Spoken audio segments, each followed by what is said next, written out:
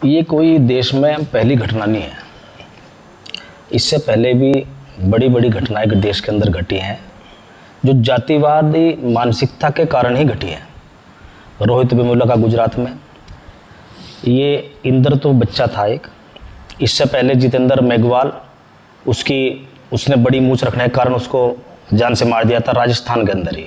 ठीक, मैंने कहा है पांचों उंगली तो एक जैसी नहीं है।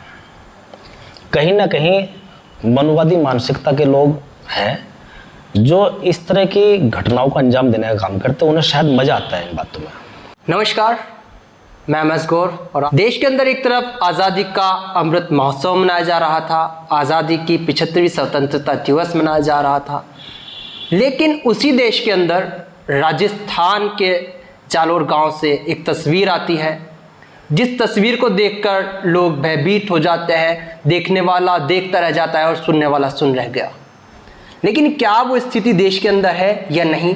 आज हमारे साथ मौजूद हैं पुरकासी विधानसभा के विधायक। जब बात करें अनिल कुमार जी से, सबसे पहले आपका बहुत बहुत स्वागत। धन्यवाद। ये कोई देश में पहली घटना नहीं है। इससे पहले भी बड़ी बड़ी घटनाएं देश के अंदर घटी हैं जो जातिवादी मानसिकता के कारण ही घटी है। रोहित वेमुला का गुजरात में, ये इंदर तो बच्चा था एक। इससे पहले जितेंद्र मेघवाल, उसने बड़ी मूंछ रखने के कारण उसको जान से मार दिया था राजस्थान के अंदर ही। और उसी राजस्थान के अंदर ही ये जालोर की घटना, जनपद जालोर में एक घटना घटी है जिसमें इंदर नाम का एक बच्चा था। जहाँ जिस स्कूल में पढ़ता था उस स्कूल में उसने वहाँ पानी पी लिया मटके से। वो मटका शायद टीचर का था। टीचर को इतना बुरा लगा कि उस टीचर ने उस बच्चे को इतना मारा कि उस बच्चे को 15-20 दिन बाद हॉस्पिटलाइज रहने के बाद में उस बच्चे की मौत हो गई। ये घटना इतनी बड़ी घटना है देश के अंदर, जहाँ एक तरफ हम 75 वर्ष के बाद अमृत महोत्सव मनाने का काम कर रहे हैं और ये एक संदेश दे रहे हैं कि देश के अंदर जातिवाद हम लोगों ने ख़त्म कर दिया। जबकि जातिवाद देश के अंदर ख़त्म नहीं हुआ। अभी जातिवाद जो है देश के अंदर नहीं, देश में कुछ ऐसे लोग हैं जिनकी जहनियत, जिनकी मानसिकता मनुवादी है, दूषित है। वो गरीब आदमी को बिल्कुल पसंद नहीं करते। विशेषकर दलितों का उत्पीड़न हर प्लेटफॉर्म पर किया जाता है। चाहे वो कहीं नौकरी कर रहा, वहाँ भी उसका उत्पीड़न होता है। यदि वो कहीं मजदूरी कर रहा तो वहाँ भी उसका उत्पीड़न होता है। जहाँ भी कहीं, अगर यदि वो बच्चा कहीं जब शिक्षा ग्रहण करता है नीचे से लेकर ऊपर तक, वहाँ भी उसका जो है उसको कहीं ना कहीं जातिवादी मानसिकता का शिकार यानी कि आज भी इस सदी में भी वो भेदभाव, वो छुआछूत वाली समस्या आज भी है। क्योंकि जिस तरीके से अगर मैं बात करूं, क्योंकि जो हादसा है जो हुआ है वो स्कूल में हुआ है और स्कूल बच्चे के लिए किस तरीके का रहता है, क्योंकि शिक्षक जो होता है, शिक्षक बच्चों को समाज के लिए तैयार करता है ताकि वो समाज की बुराइयां खत्म कर सके। तो क्या वहाँ के सिस्टम में फर्क रहा है या फिर इसमें हम शिक्षक की गलती लें या फिर सिस्टम की लें? क्योंकि शिक्षक ही बच्चों को तैयार करता है कि समाज की बुराइयां खत्म करें, लेकिन उसी विद्या मंदिर में इस तरीके का भेदभाव कहाँ तक ठीक? मैंने कहा है पांचों उंगली तो एक जैसी नहीं है।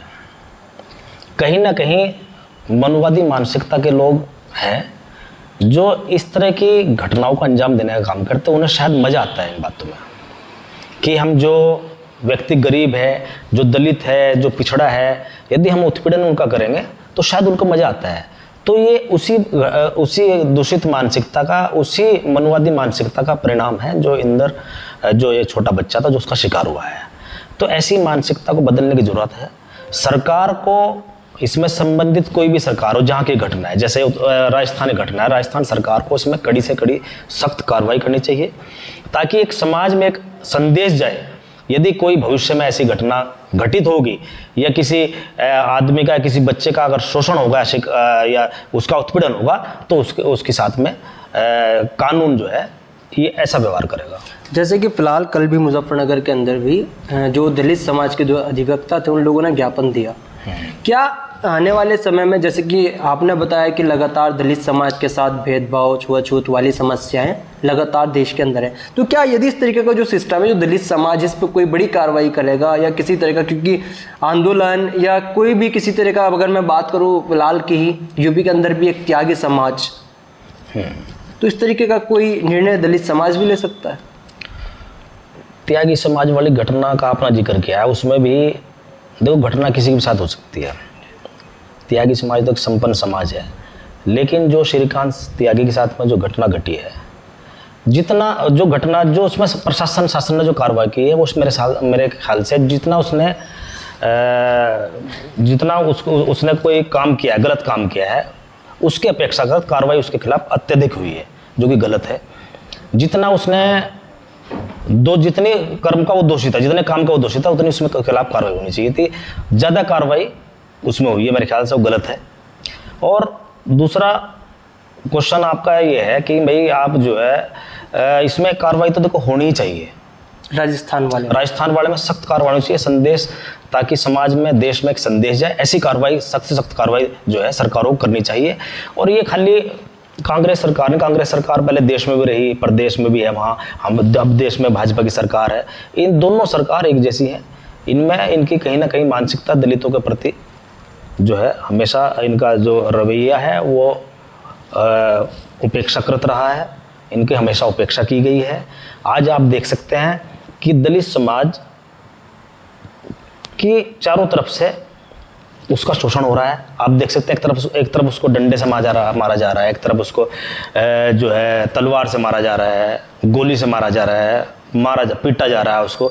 दूसरी तरफ उसे कलम से मारा जा रहा है, कलम से भी खत्म किया जाए। उसके अधिकार जो संविधान में उसको अधिकार मिले हैं, वो आज तमाम जो है धीरे धीरे एक स्लो पॉइजन के माध्यम से समाप्त किए जा रहे हैं। समाप्ति की ओर आरक्षण है, धीरे धीरे समाप्त हो रहा है। प्राइवेट सेक्टर में सभी पब्लिक सेक्टर प्राइवेट सेक्टर में किए जा रहे हैं। ये भी एक जो है वो उत्पीड़नित हो रहा है, ये भी दलित समाज का उत्पीड़न है। यानी कि कहीं ना कहीं राजस्थान के अंदर सिस्टम की कमी रही, जो इस तरीके का सिस्टम कमी है, सरकार की कमी है, सरकार के इकबाल की कमी है। अभी दलित समाज का जिक्र, त्यागी समाज का जिक्र हुआ, आपने बताया कि श्रीकांत त्यागी का जो था कार्रवाई होनी चाहिए थी, लेकिन लिमिटेड उसके अकॉर्डिंग ही। अच्छा, अब फिलहाल में ही कुछ दिन बाद नोएडा के अंदर एक त्यागी समाज महापंचायत करने जा रहा है, कहाँ तक ठीक है आपके नज़रिए से? नहीं, महापंचायत कर रहे हैं, महापंचायत करनी भी चाहिए भाई। जितने जुर्म का श्रीकांत दोषी है उतनी तो कार्रवाई होनी चाहिए।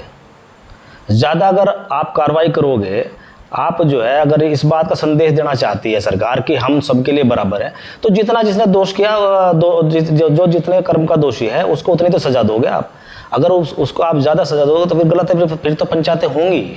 नहीं, वो चीज़ आप मैं मान रहा हूँ, लेकिन कहीं ना कहीं ऐसा बताया गया है कि जो सचिवालय के पास थे, जो उत्तर प्रदेश सरकार की जो लोग है, वो गाड़ी की नंबर प्लेट पता लीगल तरीके से लगवाया गया था। अब वो पता नहीं कैसे लगा कैसे नहीं, वो तो जाने, क्योंकि पास तो सिर्फ जो है विधायक को अलाउ है ओनली। जो सदस्य विधानसभा या सदस्य विधान परिषद होता है उसी को अलाउ होते हैं पास। इसके अलावा तो ये बड़ा प्रश्न है, क्या कहाँ से क्वेश्चन है, वो कहाँ से उपलब्ध हुआ, ये क्वेश्चन है जरूर, क्योंकि ये सिर्फ सदस्य विधानसभा को, सदस्य विधान परिषद को ही उपलब्ध होते हैं सचिवालय। इसके अलावा किसी थर्ड पर्सन को या सेकंड पर्सन को उपलब्ध नहीं हो सकते। तो हमारे साथ मौजूद थे पुरकाजी विधानसभा से विधायक, बड़े लीडर हैं यहाँ के पुरकाजी विधानसभा के मुजफ्फरनगर के। इनसे जब बात की गई राजस्थान का जो हादसा हुआ उसको लेकर के, तो वहाँ पर इनका कहना है कि कहीं ना कहीं सिस्टम की कमी रही, जो इतना बड़ा हादसा हुआ। और देश के अंदर आज भी जो संविधान के अंदर दलित समाज का जो हक लिखे गए थे उन्हें कहीं ना कहीं समाप्ति की ओर जा रहे हैं। बात की गई त्यागी समाज को लेकर के, उस पर जवाब था कि जो श्रीकांत त्यागी का जो भी गलती थी उस पर कार्रवाई होनी चाहिए थी, लेकिन कार्रवाई ज़्यादा हुई। तो अब सवाल यह है कि जो त्यागी समाज महापंचायत करने जा रहा है, क्या उसमें निर्णय लेगा और किस तरीके की कार्रवाई जो सरकार के द्वारा की गई है, जो शासन के द्वारा की गई है, प्रशासन के द्वारा की गई है, वो कहाँ तक सही है।